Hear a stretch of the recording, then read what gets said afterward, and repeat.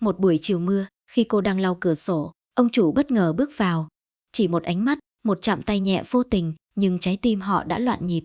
Bí mật, cám dỗ và tình cảm nồng cháy bắt đầu từ khoảnh khắc ấy, và từ đây, không gì có thể ngăn họ lại. Ông chủ cởi chiếc áo mỏng của cô ra, và những cơn thịnh nộ giữa hai người đang khao khát bắt đầu. Chuyện đêm kính chào quý khán giả. Hôm nay chúng ta cùng đến với câu chuyện cực kỳ hấp dẫn. Mời bạn lắng nghe. Trong căn biệt thự xa hoa nằm giữa trung tâm thành phố, mọi thứ đều tỏa ra sự giàu có và quyền lực. Tường sơn trắng, nội thất dát vàng và ánh đèn lung linh chiếu xuống những bậc cầu thang dài uốn lượn. Ông chủ, một người đàn ông điển trai, thành đạt, luôn xuất hiện với bộ vest lịch lãm, là tâm điểm của mọi ánh nhìn khi bước vào phòng. Nhưng đằng sau vẻ ngoài lạnh lùng và tự tin ấy là một trái tim tưởng chừng đã đóng băng sau nhiều năm chìm trong công việc và quyền lực. Một buổi sáng mùa thu, khi lá vàng rơi đầy sân, cô gái trẻ, người giúp việc mới, bước vào. Cô mang theo sự trong sáng, nụ cười nhẹ nhàng và ánh mắt tò mò đầy ngây thơ. Từng bước chân cô lướt qua sảnh lớn, mỗi cử chỉ đều tinh tế, nhẹ nhàng, khiến không gian tưởng chừng đã quá hoàn hảo bỗng trở nên sống động hơn. Ông chủ đứng ở cuối hành lang, quan sát cô một cách vô thức. Không phải vì cô là người giúp việc mới, mà bởi ở cô có một điều gì đó đặc biệt, sự hồn nhiên, nhưng đồng thời rất thu hút, khiến ông cảm thấy trái tim mình không còn bình yên như trước. Ánh mắt họ chạm nhau trong giây lát, và ngay cả khi cô cúi người nhặt chiếc khăn rơi, ông chủ vẫn cảm nhận được một luồng rung động lạ thường. Cô gái cũng cảm thấy một sự tò mò khó giải thích. Người đàn ông đứng trước mặt cô không chỉ giàu có, quyền lực, mà còn toát ra một sức hút lạ lùng, vừa khiến cô e dè, vừa khiến cô không thể rời mắt. Ngay cả khi họ chưa nói chuyện nhiều, không gian giữa họ như đang nảy sinh một liên kết vô hình. Những ngày đầu tiên, họ gặp nhau qua những khoảnh khắc nhỏ. Ông chủ nhìn cô cẩn thận chuẩn bị bữa sáng, cô khẽ mỉm cười khi ông gật đầu hài lòng, hay một ánh mắt thoáng qua trong phòng làm việc. Tất cả đều bình thường, nhưng trong từng chi tiết nhỏ ấy, một câu chuyện nảy sinh, một câu chuyện mà cả hai đều chưa nhận ra, nhưng trái tim đã bắt đầu cảm nhận. Một buổi chiều mưa lất phất, căn biệt thự tĩnh lặng đến lạ thường. Những giọt mưa rơi trên mái tôn, hòa cùng âm thanh tí tách từ khung cửa sổ. Cô gái đang đứng lau cửa sổ, tay cầm khăn, mắt nhìn ra ngoài trời mưa. Bên ngoài, thành phố ướt sũng dưới mưa, nhưng trong không gian này, mọi thứ dường như chỉ còn lại hai người. Ông chủ bước vào căn phòng, tiếng bước chân vang nhẹ trên sàn gỗ. Cô giật mình, nhưng ánh mắt ông không hề khiến cô sợ hãi. Ngược lại, nó khiến cô cảm thấy một sự ấm áp lạ thường. Họ đứng cách nhau không xa, nhìn nhau trong im lặng. Không cần lời nói, chỉ một ánh mắt thôi cũng đủ để trái tim họ cùng loạn nhịp. Khoảnh khắc ấy dài như cả một thế kỷ. Cô khẽ cúi đầu, cố tập trung vào công việc, nhưng không thể ngăn được tim mình đập nhanh. Ông chủ, người luôn giữ khoảng cách với tất cả, giờ lại cảm thấy khó khăn để kiểm soát cảm xúc khi đứng gần cô. Mỗi cử chỉ, từ chiếc khăn ướt tay đến ánh mắt lén nhìn, đều trở thành sợi dây kéo họ gần nhau hơn. Khi ông bước tới gần để giúp cô lau một vết mưa trên cửa kính, tay họ chạm nhau thoáng qua. Khoảnh khắc ấy tưởng như vô tình, nhưng lại khiến cả hai giật mình và hít sâu một hơi, nhận ra rằng cảm giác đang dâng trào trong họ không thể chối từ. Những ánh mắt lén lút, những nụ cười thoáng qua, tất cả đều thắp lên ngọn lửa mà cả hai không dám gọi tên. Cô gái cảm nhận sự ấm áp từ bàn tay ông, còn ông chủ thì nhận ra rằng sự xuất hiện của cô không chỉ thay đổi căn nhà, mà còn đánh thức những cảm xúc đã ngủ quên bấy lâu. Khoảnh khắc gần gũi này, dù ngắn ngủi, nhưng đủ để gieo mầm cho một tình yêu nồng cháy, bí mật và đầy đam mê mà họ sắp trải qua. Những ngày tiếp theo, mối quan hệ giữa ông chủ và cô gái dần trở nên khó kiểm soát. Họ luôn tìm cách để gặp nhau, trong những khoảnh khắc riêng tư mà chẳng ai để ý. Căn biệt thự rộng lớn, tưởng chừng cô đơn, lại trở thành không gian riêng, nơi chỉ có họ và cảm xúc bùng cháy của trái tim. Một đêm mùa đông, sau bữa tiệc xa hoa, cô lặng lẽ ở lại dọn dẹp trong bếp.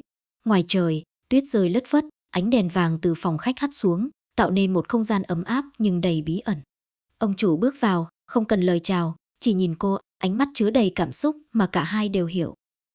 Họ đứng gần nhau, khoảng cách chỉ còn là những bước chân nhẹ nhàng. Cô cảm nhận được hơi thở của ông, ấm áp và rung động từng nhịp tim. Một cái chạm tay nhẹ, một cái nắm tay bất ngờ, và trái tim cả hai như muốn vỡ ra.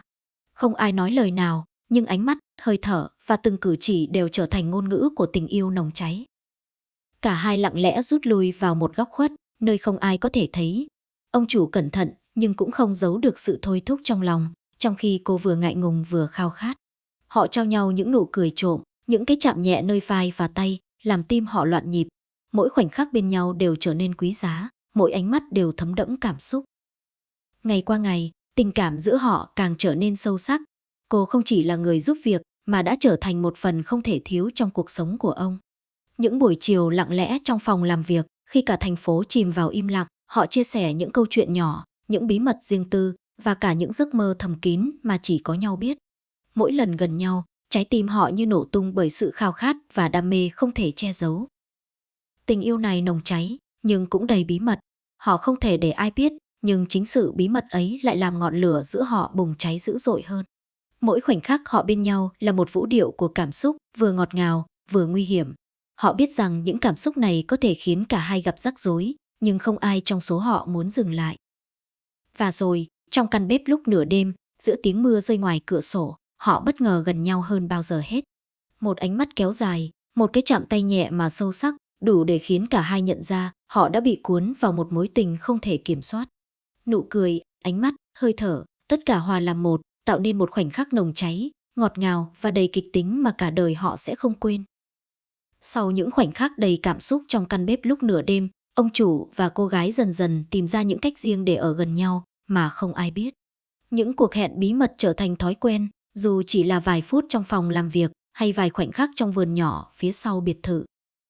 Một buổi chiều yên tĩnh, khi ánh nắng dịu nhẹ dọi qua những tán cây, cô đứng tưới hoa trong vườn, còn ông chủ lặng lẽ bước ra, tay cầm tách cà phê nóng.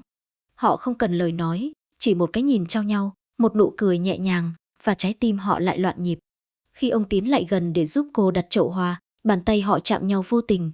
Khoảnh khắc ấy, cả hai đều đỏ mặt, nhưng không thể rời mắt nhau. Những va chạm nhỏ nhặt nhưng đầy ẩn ý, lướt tay qua nhau khi trao đồ, khẽ chạm vai khi đứng gần, trở thành ngôn ngữ riêng mà chỉ họ hiểu. Mỗi lần như vậy, trái tim họ như nhảy lên, khiến cả hai vừa hồi hộp vừa hạnh phúc. Một đêm khác, khi ông chủ gọi cô lên phòng để kiểm tra giấy tờ công việc, họ vô tình đứng quá gần nhau. Ánh sáng dịu từ đèn bàn hắt lên khuôn mặt, khiến mọi thứ xung quanh như biến mất. Họ trò chuyện bằng ánh mắt, từng nụ cười, từng cái nhớn mày đều khiến cảm xúc trỗi dậy. Cô khẽ chạm tay vào giấy tờ, và ông chủ vô tình đặt tay lên tay cô, một lần nữa, và chạm nhẹ, nhưng đủ để cả hai nhận ra rằng trái tim đã hòa làm một. Những cuộc hẹn này, dù ngắn ngủi, nhưng tạo nên một sự căng thẳng ngọt ngào, khiến cả hai không thể chối từ.